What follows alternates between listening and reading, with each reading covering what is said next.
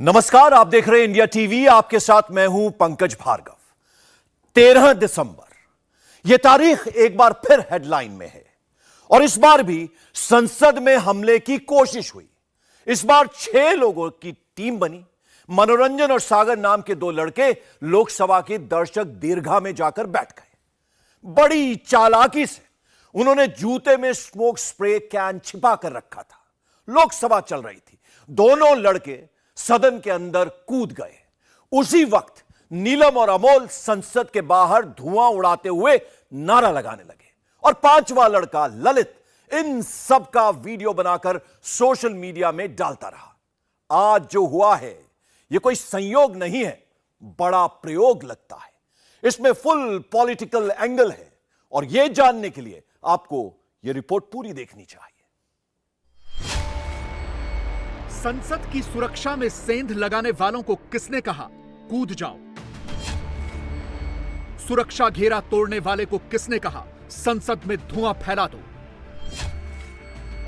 किसके इशारे पर संसद में कूदने वाले आरोपियों ने नारा लगाया? तानाशाही नहीं चलेगी वाली स्क्रिप्ट संसद में घुसपैठ करने वालों को किसने पकड़ाई? संसद में तांडव करने वाले कल्प्रिट्स को किसने कहा बीजेपी सांसद से ही विजिटर गैलरी का पास बनवाओ? 2 संसद के बाहर रहो, 2 संसद के अंदर आओ। आरोपियों को यह ट्यूशन देने वाला कौन था? संसद की सुरक्षा में सेंध लगाने वाले 4 हैं, मगर असली मास्टरमाइंड कौन है? पूरी क्रोनोलॉजी आपको समझाते हैं। क्षेत्रों में रहने वाली लोगों की ठीक दोपहर 1:01 पर देश की संसद में कुछ ऐसा हुआ कि पूरा हिंदुस्तान सन्न रह गया। संसद के भीतर पहले आवाज आई, कौन गिर गया? गिर गया, गिर गया, गिर गया। फिर किसी ने पूछा, कौन है?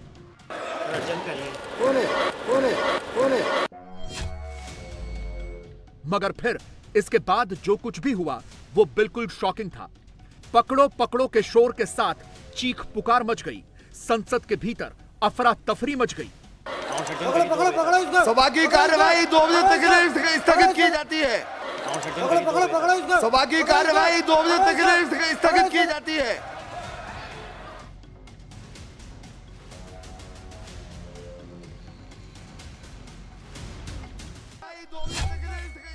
दर्शक दीर्घा यानी विजिटर गैलरी में बैठे 2 शख्स अचानक सांसदों के बैठने वाली जगह पर कूद गए।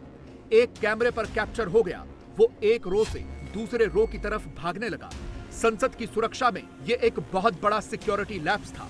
पक्ष विपक्ष दोनों ओर के सांसद उस शख्स को पकड़ने के लिए दौड़े। उसे चारों ओर से घेर लिया गया, मगर तब तक वो अपने मकसद में कामयाब हो चुका था। लोकसभा टीवी के इस फ्रेम में आप राहुल गांधी और अधीर रंजन चौधरी को भी देख सकते हैं। सब कुछ इतनी जल्दी हुआ कि उन्हें भी समझ में नहीं आया कि आखिरकार अचानक हुआ क्या है।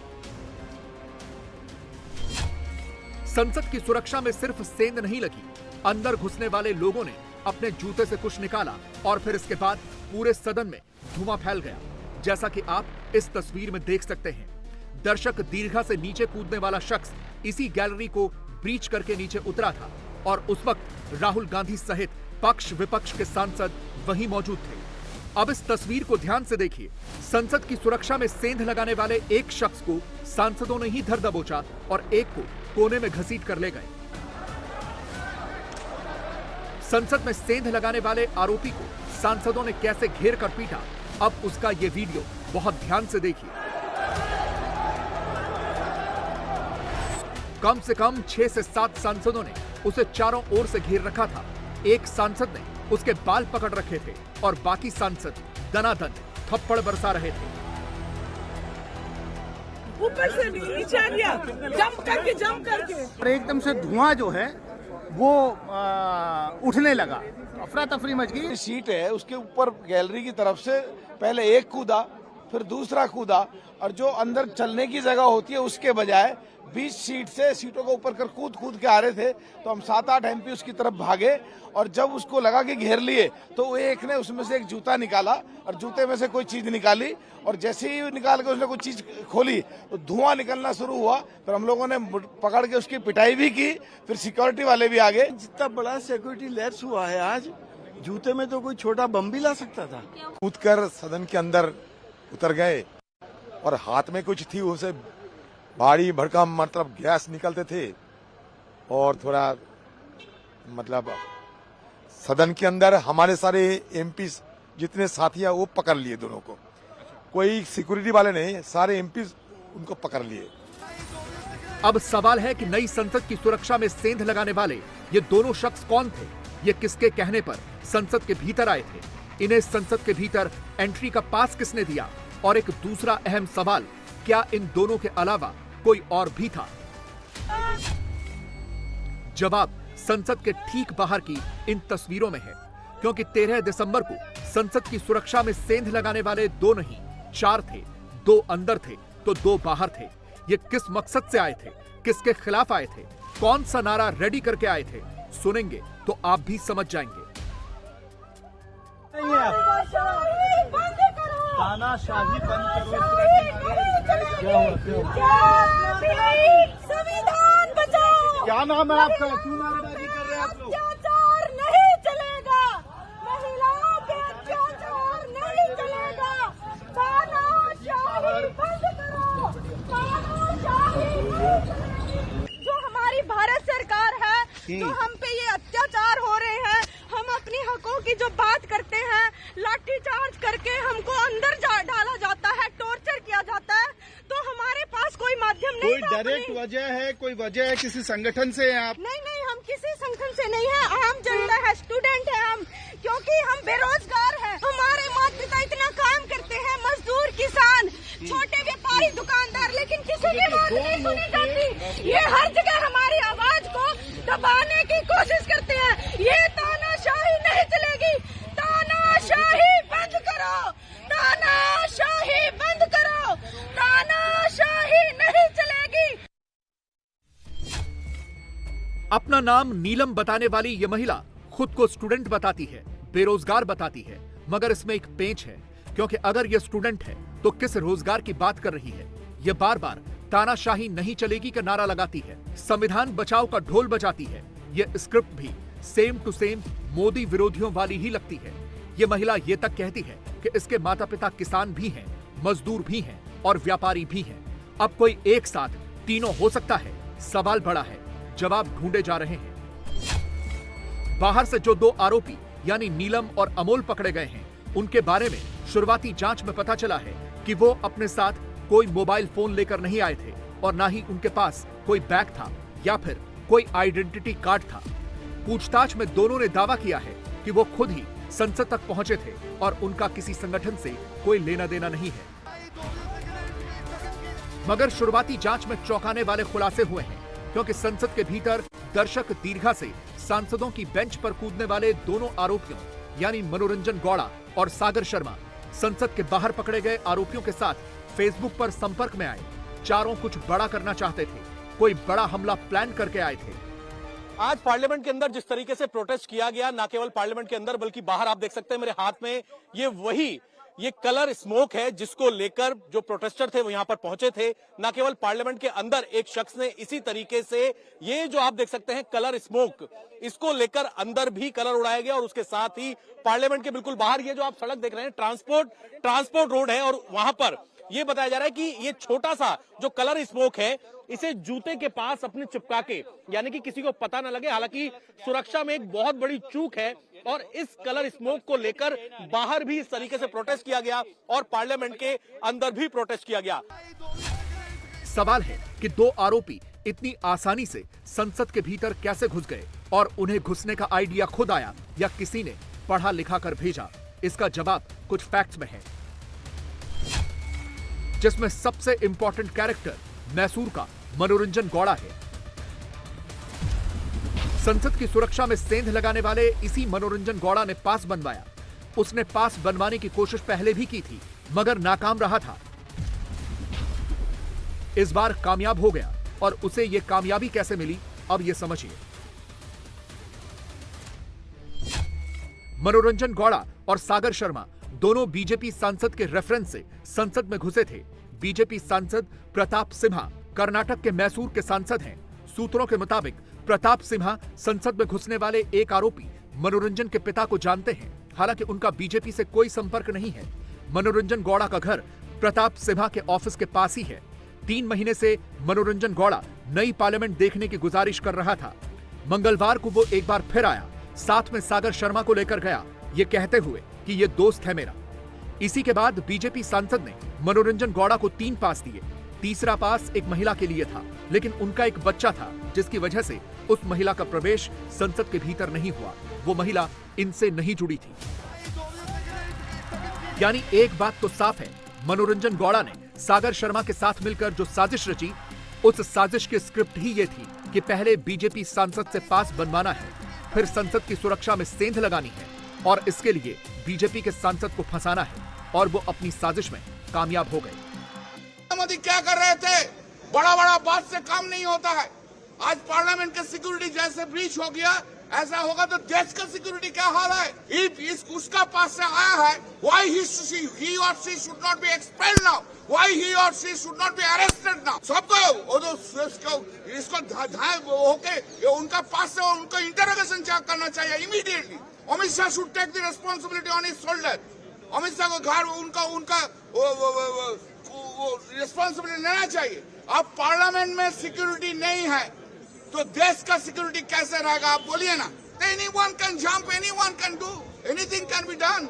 Leave aside, आप छोड़ ही दीजिए ना, कुछ नहीं करना है। ऊपर से झाप देकर कोई एमपी को गला दबा के देगा तो क्या होगा? मोदी को हिस्ट्री में नाम रखना है, इसलिए इस टाइप का बिल्डिंग बनाया जिसमें सिक्योरिटी का कोई केयर नहीं लिया, और आज सिक्योरिटी ब्रीच हो रहा है। सिर्फ नरेंद्र मोदी, उनका एरोगेंस से उसका नाम रहेंगे पार्लियामेंट में। नया इतिहास खुलेंगे हम। अरे नया इतिहास ऐसा खुला है, देखो नया इतिहास खुलने का बाद पार्लियामेंट का सिक्योरिटी ब्रीच हो गया। हमारा नाम रहना चाहिए, ना करके नाम लिखो, करो पार्लियामेंट बिल्डिंग बनाओ। ऐसा बिल्डिंग बनाया जो सिक्योरिटी भी नहीं है। सवाल यह है कि संसद के सुरक्षा घेरे को तोड़ने वाले ये सिर्फ 4 नाम हैं, या इन नामों के पीछे भी कोई बड़ा नाम है? इसका एक जवाब आपको नीलम नाम के इस आरोपी का बैकग्राउंड चेक करने पर पता चलेगा। यह महिला बार बार संसद के बाहर तानाशाही वाला डायलॉग यूं ही नहीं मार रही थी। याद कीजिए, तानाशाही वाला यही डायलॉग मोदी के विरोधी अक्सर मारते हैं। नीलम नाम की यह महिला संसद के बाहर अपने साथियों को लेकर भी गई थी। जानते हैं ये वीडियो कौन रिकॉर्ड कर रहा था? वीडियो रिकॉर्ड करने वाले शख्स का नाम है ललित झा, जो संसद भवन के ठीक बाहर बने पार्क में खड़े होकर नीलम का वीडियो रिकॉर्ड कर रहा था। आप उसका नाम भी इस वीडियो में देख सकते हैं। 2 आरोपी संसद के भीतर थे और ये धीरज नाम का शख्स 5वां आदमी था, जो फिलहाल फरार है। जब हमने तफ्तीश शुरू की तो मालूम चला कि यह महिला मोदी सरकार के खिलाफ पहले भी आवाज उठा चुकी है। यहां तक कि ये तो फार्मर्स प्रोटेस्ट के दौरान भी दिखी है। सोशल मीडिया पर नीलम के 2 वीडियो भी बहुत तेजी से वायरल हुए हैं। पहले वीडियो में ये हजारों की भीड़ के बीच खड़े होकर भाषण दे रही है, और दूसरे वीडियो में ये खुल्लम खुल्ला कांग्रेस पार्टी और INLD जैसी पार्टी के लिए वोट मांग रही है। पहले आप दोनों ऑडियो सुनिए, फिर आगे की बात करेंगे। इतनी संख्या में यहाँ पहुँचे हुए हैं, लेकिन एक डीसी जो यहाँ नहीं आ रहा है, ये कोई डीसी की पावर नहीं है कि डीसी यहाँ पे नहीं आ रहा है। ये मंत्रियों की पावर है उनके पास। ये हमें समझना पड़ेगा।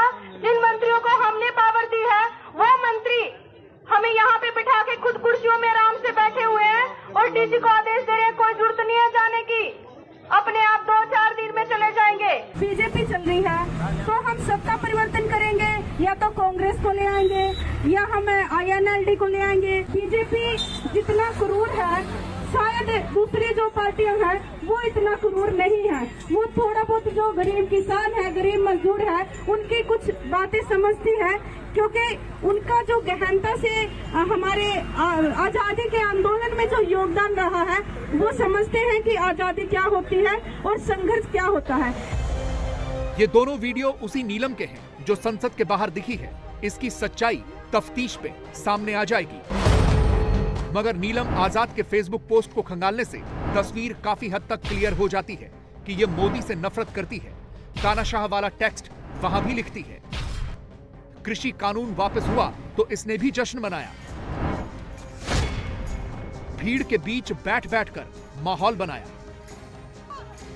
और अब इसी नीलम आजाद ने अपने बाकी साथियों के साथ मिलकर संसद की सुरक्षा में सेंध लगाई।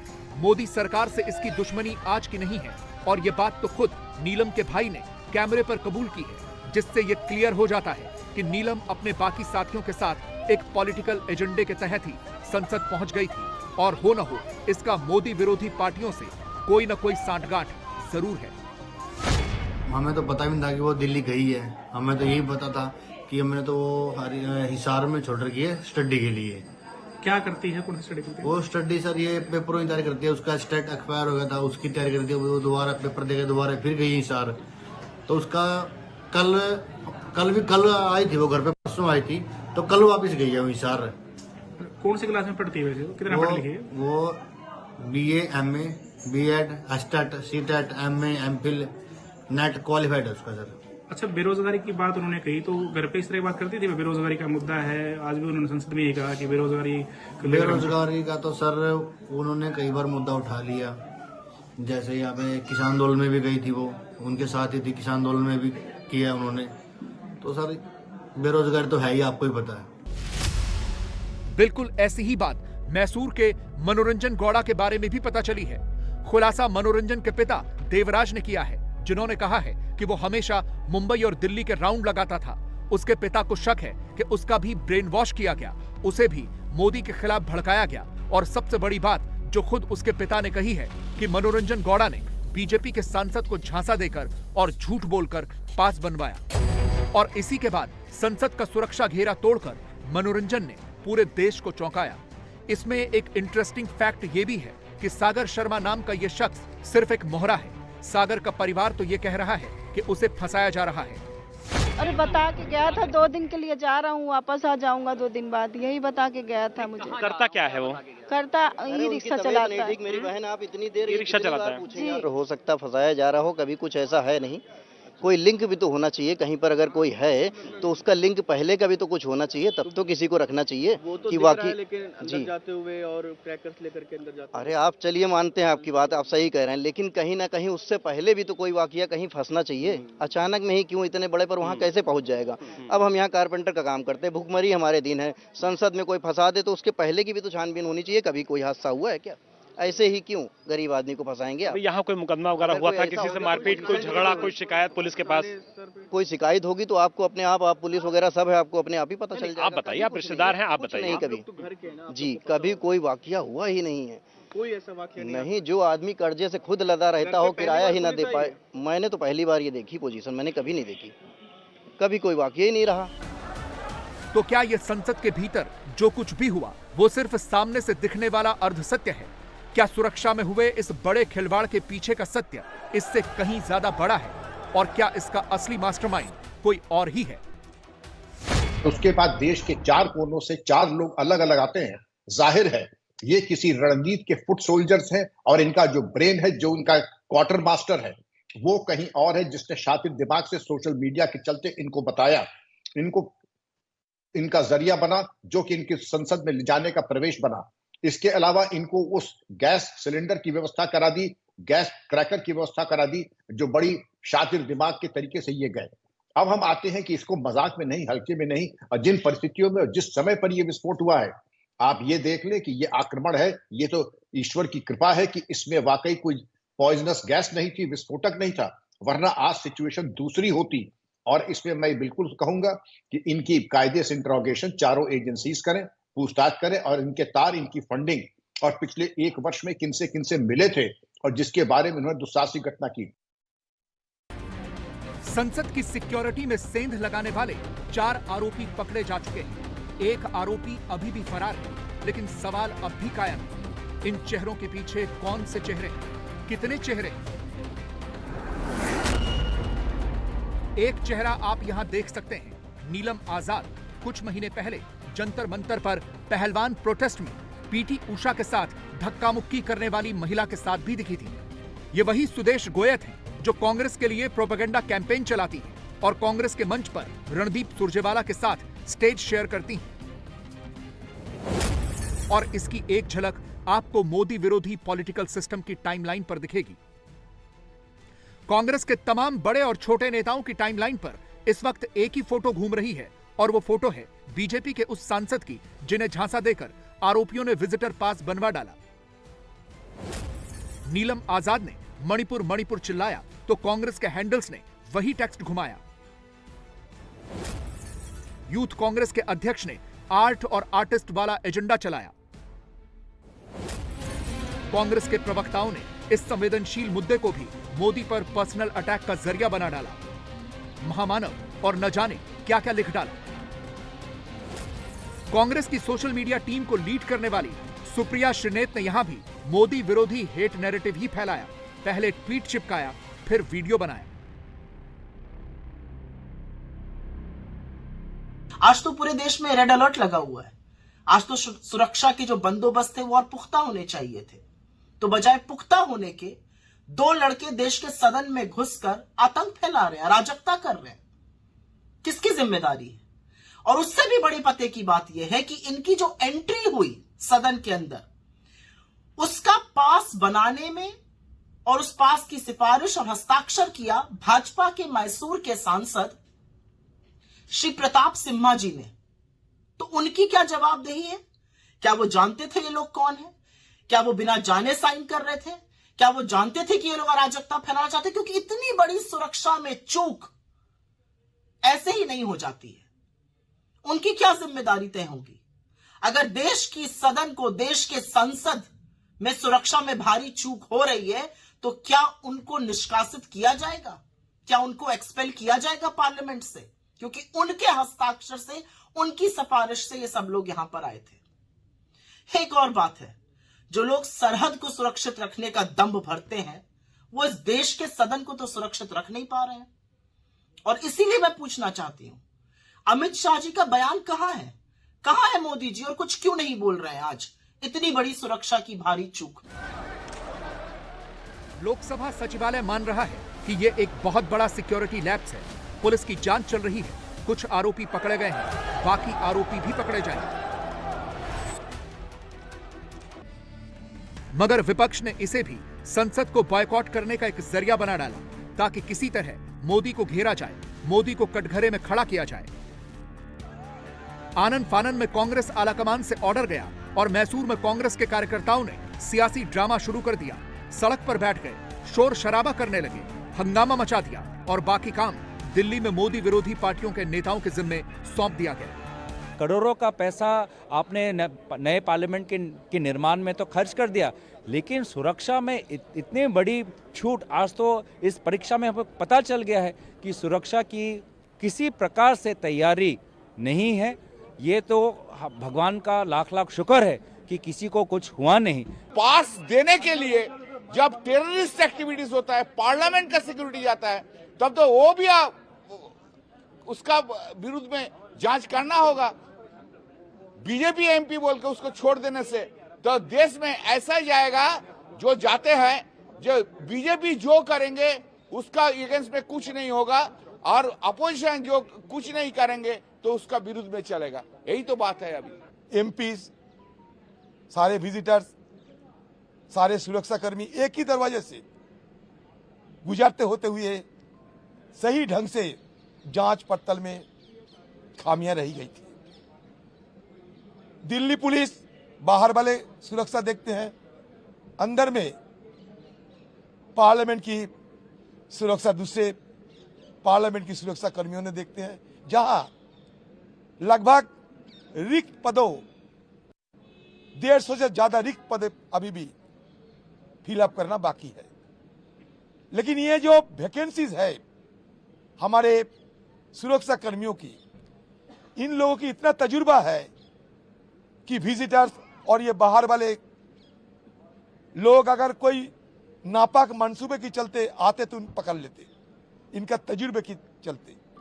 तो वहां इतने रिक्त पद पड़े हुए हैं जिनको शायद नया सदन चालू करने समय ध्यान नहीं दिया गया था। देखिए, जब ना पासवर्ड के लिए कोई रूल है, ना पास के लिए कोई रूल है, पासवर्ड पे एमपी एक्सपेल हो गए, अब पास पे कहीं एमपी एक्सपेल ना हो जाए, मुझे इसकी फिक्र है। पासवर्ड और पास को आप तुलना कर रहे हैं, यही कह रहे हैं बेसिकली। जाहिर ये जिम्मेदारी तो जिम्मेदारी है, रूल्स बनने चाहिए। ना पासवर्ड के लिए रूल्स थे, ना पास के लिए रूल हैं, रूल्स बनने चाहिए। बहुत गंभीर मसला है, क्योंकि संसद देश की छवि है, देश के सरोकार यहाँ रिफ्लेक्ट होते हैं। उसके बारे में मुझे दुख के साथ कहना पड़ रहा है कि जो चाक चौबंद व्यवस्था होनी चाहिए थी उसका अभाव दिखा। मैं आपको एक छोटी घटना बताऊंगा। जिस दिन विमेन रिजर्वेशन बिल पास हो रहा था, जिंदाबाद जिंदाबाद मोदी जी जिंदाबाद के नारे लग रहे थे। मैंने उसी दिन कहा था, कहीं कल को कोई आदमी विजिटर पास लेके आए, मुर्दाबाद के नारे लगाए या कुछ फेंक दे। आज वही हो गया ना। कांग्रेस का इकोसिस्टम यही नहीं रुका। सोशल मीडिया पर राहुल को हीरो बताया जाने लगा। संसद में घुसपैठियों के सामने राहुल खड़े रहे, राहुल डटे रहे, राहुल पीछे नहीं हटे। राहुल संसद की सुरक्षा में सेंध लगाने वालों की आंखों में देखते रहे। विपक्ष ने, खासकर कांग्रेस ने, इस लेवल पर जाकर इतने संवेदनशील मुद्दे पर सियासत शुरू कर दी। मगर किसी ने एक लाइन में यह नहीं लिखा कि संसद की गैलरी में कूदने वाले शख्स को शुरुआत में पकड़ने वाले नेताओं में सबसे आगे जो नेता खड़ा था, उनमें से बीजेपी के सांसद मनोज कोटक भी थे। पार्लियामेंट में जो हुआ वो दिखा तो बस 2 पल, लेकिन इसकी तैयारी कम से कम 2 महीने की है। ऐसा लगता है पुलिस इस वक्त जांच कर रही है कि 2 लड़कों को संसद में कैसे कूदना है, 20 सेकंड के अंदर कैसे 100 सीटें फान देनी है, पलक झपकते ही स्मोक बम से धुआं कैसे कर देना है। यह सब सिखाया गया। इन लड़कों के घर वाले भी कह रहे हैं कि यह सिर्फ मोहरा है, मास्टरमाइंड कोई और है। सोचिए, नई दिल्ली में जो हुआ उसका कनेक्शन 5 राज्यों से जुड़ा है। 5 राज्यों के 6 लोग इकट्ठा हुए, दिल्ली के पास गुरुग्राम में एक रात रुके, बीजेपी के सांसद से ही पास बनवाया, 2 संसद के अंदर आए, 2 बाहर रहे, 5वें को अपना मोबाइल फोन दे दिया ताकि वो वीडियो बनाकर वायरल कर सके, और 6ठे के घर को ठिकाना बनाया। यह सब आसानी से एक रात की बात तो नहीं लगती है। इसके पीछे कोई बहुत बड़ी टूल किट लगती है, और यह विदेशी टूल किट का हिस्सा क्यों लगता है, सबसे पहले जरा आप यह समझिए। यह ज्यादा पुरानी तस्वीर नहीं है। पिछले ही महीने 20 नवंबर को अल्बानिया की संसद की है। जब संसद में बजट सत्र चल रहा था, तभी विपक्षी डेमोक्रेटिक पार्टी के सांसदों ने स्मोक बम जलाने शुरू कर दिए। लाल और हरे रंग का धुआं आप देख सकते हैं, और साथ ही एक जगह छोटी सी आग भी लगा दी। हालांकि आग तुरंत बुझा दी गई। मुद्दा सिर्फ इतना था कि विपक्ष बजट पर सरकार को वोटिंग से रोकना चाहता था।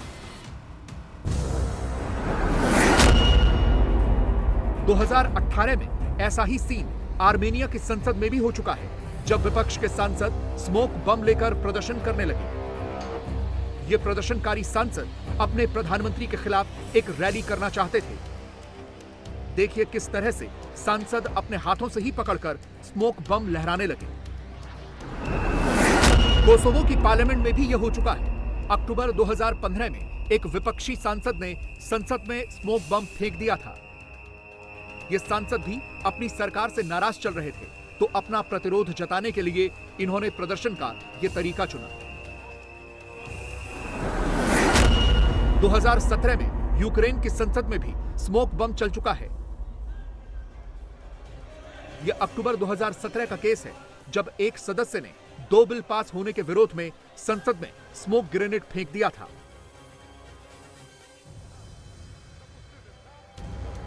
विदेशों की संसदों और भारत की संसद में हुई घटना में फर्क बस इतना है कि विदेशों में विपक्षी सांसदों ने ही स्मोक बम के साथ प्रदर्शन किया, क्योंकि वो अपना प्रोटेस्ट दर्ज करवाना चाहते थे।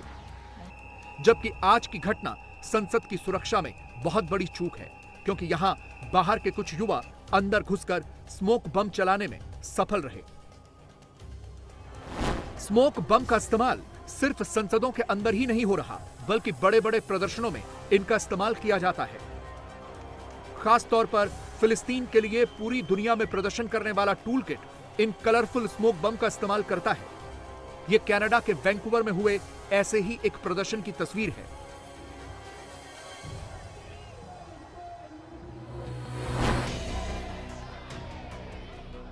दुनिया भर के प्रदर्शनों में ऐसे ही कलरफुल स्मोक बमों का इस्तेमाल अक्सर होता है। यह प्रदर्शन 2016 में इटली के रोम में हुआ था, जहां संवैधानिक सुधारों के खिलाफ प्रदर्शन हुआ, जिसमें प्रदर्शनकारियों ने ऐसे ही स्मोक बमों का प्रयोग किया था। इसीलिए ये सवाल उठ रहे हैं कि कहीं आज संसद में हुई इस घटना के पीछे कोई विदेशी टूलकिट तो नहीं है, क्योंकि प्रदर्शन का यह तरीका पूरी तरह से विदेशी लग रहा है। स्मोक बम सिर्फ संसद के अंदर ही नहीं फेंका गया, बल्कि बाहर भी चलाया गया और इसके साथ नारे भी लगाए गए। बंद करो, तानाशाही नहीं चलेगी।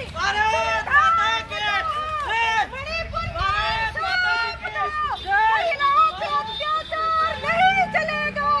भारत माता की जय। क्यों नारेबाजी कर रही हैं? तानाशाही बंद करो, तानाशाही बंद करो, इस तरह के नारे लगाए जा रहे हैं यहाँ पे। अत्याचार नहीं चलेगा, तानाशाही बंद करो, तानाशाही नहीं चलेगी। वंदे मातरम। आप देखिए, दो लोग हैं जो संसद के बाहर ऐसे ही स्मोक बम के साथ प्रदर्शन कर रहे हैं। ये सब लोकसभा की घटना से पहले ही हो चुका था। यानी ये पूरी साजिश रची गई थी।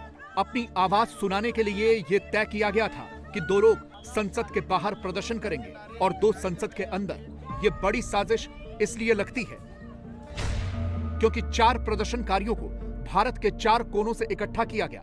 संसद के बाहर प्रदर्शन करने वाली महिला का नाम नीलम है, जो हरियाणा के जींद की रहने वाली है। उसके साथ एक और युवक था जिसका नाम अमोल शिंदे बताया जा रहा है। वो महाराष्ट्र के लातूर का रहने वाला है। लोकसभा में कूदने वाले 2 लड़के थे। एक का नाम है मनोरंजन गौड़ा, जो कर्नाटक के मैसूर का रहने वाला है। दूसरे का नाम है सागर शर्मा, जो लखनऊ का रहने वाला बताया जा रहा है। चारों आपस में कैसे जुड़े, कहां मिले, किसने मिलवाया, किसने भेजा, अभी तक इन सब की जांच चल रही है। लेकिन चारों के प्रोफाइल बहुत इंटरेस्टिंग हैं। संसद के बाहर प्रदर्शन करने वाली जींद की नीलम सिविल सर्विसेज की तैयारी कर रही थी, जबकि लातूर का रहने वाला अमोल शिंदे पुलिस और सेना भर्ती की तैयारी कर रहा था। मैसूर के रहने वाले मनोरंजन गौड़ा ने इंजीनियरिंग की हुई थी और लखनऊ का सागर शर्मा ई रिक्शा चलाता है। इन चारों में आपस में कॉमन फिलहाल कुछ भी नजर नहीं आ रहा, लेकिन इसके बावजूद वो पार्लियामेंट ब्रीच कर प्रदर्शन करने की इस साजिश में शामिल हो गए। ये कहा जा रहा है कि चारों फेसबुक के जरिए मिले थे, लेकिन इन चारों को प्रदर्शन का ये आइडिया खुद आया या किसी टूलकिट का हिस्सा थे, और इन चारों के अलावा इस पूरी साजिश में कोई और भी शामिल था। इसकी भी जांच की जा रही है और ये भी पता लगाया जा रहा है कि इनके पास ये स्मोक बम कहां से आया था। ये बात तो साफ है कि ये अपने जूते में छिपाकर इन स्मोक बम को लेकर आए थे। अचानक 2 व्यक्ति अपने गैलरी से कूद पड़े। कूदे मतलब पहले वो आगे वाले पिलर को लटकते रहे, लटकने के बाद में कूद पड़े, एक के पीछे दूसरा भी कूदा। कूदने के बाद में दोनों ने बेंच के ऊपर से कूदना स्टार्ट कर दिया। एक बीच में आ गया, फिर तो उसने जूते उतारे। तब तक वो सोच रहा था किधर भागो, तो चारों तरफ से सांसद आ गए, जब पकड़ लिया उसको, दूसरे को भी पकड़ लिया, पीछे को भी। उसके बाद में अचानक गैस आना स्टार्ट हुआ, तो उसके जूते में क्या कहीं था मालूम नहीं था। येलो कलर का गैस है, थोड़ा सा बर्निंग हो रहा है नाक में उसके। सबसे बड़ा सवाल यह है कि ये दोनों ही आरोपी यानी सागर शर्मा और मनोरंजन गौड़ा लोकसभा की दर्शक दीर्घा से सांसदों के बीच कैसे कूदे? क्या नए संसद भवन में विजिटर गैलरी या दर्शक दीर्घा बहुत नीचे है? इस तस्वीर में भी दिख रहा है कि नई पार्लियामेंट में दर्शक दीर्घा बहुत नीचे दिख रही है। इसी दर्शक दीर्घा से ये दोनों आरोपी नीचे कूदे और कुछ सांसदों के मुताबिक वो लटक कर कूदे थे। थोड़ा हल्ला गुल्ला ऊपर से आया तो हमने ध्यान दिया, एक आदमी पहले कूद गया, एक दूसरा भी कूद रहा था। तो जो पहले कूद गया वो ऊपर से स्पीकर की तरफ बढ़ रहा था और वो हल्ला गुल्ला कर रहा था। वो उसने जूता उतारना शुरू किया, जूते में कोई चीज थी, तो जब उसने शुरू किया उसको वो पकड़ा गया। बेनीवाल थे, उन्होंने उनके जब पास पहुंचे उन्होंने पकड़ लिया। तो फिर मेरे को था कि एक दूसरा भी है पीछे। जब हम वहां तक पहुंचे तो उसने वो बम टाइप था, कुछ स्मोक सा निकल रहा था, ये पीले रंग का, बहुत धुआं था, ये बिल्कुल वही लगा है। उसी को मैंने फिर पकड़ के उसको शीन के बाहर तक फेंकने शुरू किया ताकि वो एक पता नहीं लग रहा था क्या है, तो लेकिन सबकी सुरक्षा का मामला था तो फिर उतनी देर को सब लोग आ गए और उन्होंने पकड़ा। अब इनके सिक्योरिटी के दायरे में। संसद की सुरक्षा में यह सिक्योरिटी ब्रीच कैसे हुआ, यह समझने के लिए आपको संसद में दर्शकों के पहुंचने की पूरी प्रक्रिया को समझना होगा। संसद की कार्यवाही देखने के लिए एंट्री पास की जरूरत होती है, जो संसद सचिवालय में आवेदन के बाद बनता है, लेकिन उसमें भी किसी एक सांसद से वेरीफाई कराना होता है, जैसा कि इन आरोपियों ने मैसूर के सांसद प्रताप सिम्हा से वेरीफाई करवाया था। पास एक तय समय के लिए इशू किया जाता है। समय खत्म होने के बाद आप दर्शक दीर्घा में नहीं रुक सकते हैं। आज की घटना के बाद फिलहाल ये दर्शक दीर्घा के लिए दिए जाने वाला पास कैंसिल कर दिया गया है, यानी फिलहाल कोई भी संसद की कार्यवाही संसद में जाकर नहीं देख सकता। हम सब की जिम्मेदारी है, हमारे मेंबर ऑफ पार्लियामेंट के कहने से दर्शक दीर्घा में जाते हैं, तो उस विषय में भी बात करनी पड़ेगी कि हमें पास बनाते समय क्या क्या सावधानी बरतनी चाहिए, कैसे बरतनी चाहिए। ये सब हम सबकी चिंता का विषय है।